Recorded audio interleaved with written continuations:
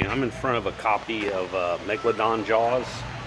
This is a cast of a Megalodon here. You can see it's pretty much bite me in one bite, but I want to use this as a backdrop to talk about the Hebrew word tannin. The word tannin in modern Hebrew, remember Hebrew had, the original Hebrew, Paleo-Hebrew, didn't even have 6,000 words. And they had to have an office after the state of Israel was formed to cover words like telephone and radio and things like that. Excuse me. But the word tannin originally meant sea monster.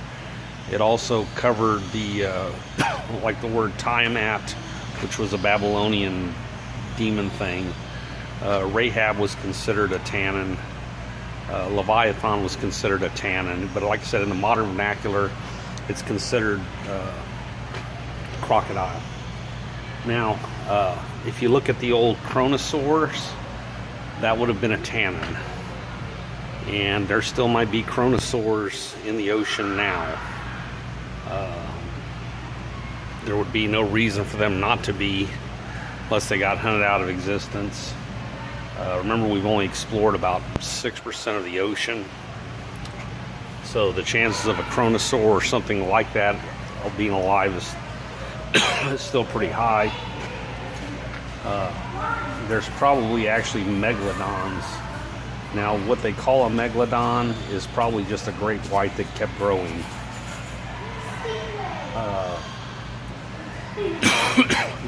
Remember the morphology of bones, and a shark doesn't have bones, it only has cartilage. But Wolff's bone law also applies to cartilage. The more pressure you apply to it, the bigger it'll grow. And some, like if you're a human, your brow ridge never stops growing, your ears rarely stop growing. Some people's do, but most people's grow the rest of their life, as does their nose. That's why older people tend to have a crakier face. That's why Neanderthals had a larger brow ridge there, because they lived multiple hundreds of years. So anyways, get a closer look at the teeth size of a megalodon cast, and then there's a picture of a megalodon.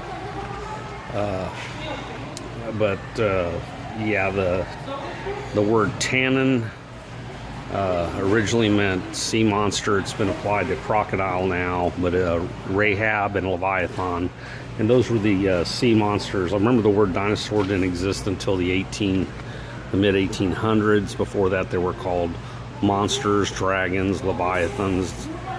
So people saw Cronosaurs, people saw the Maiasaurs and all those other things. They were just called something else back then. Check out the works of Ken Ham, Kent Hovind, Trey Smith, and I've got more on timbosplace.com. Thank you. I'm out.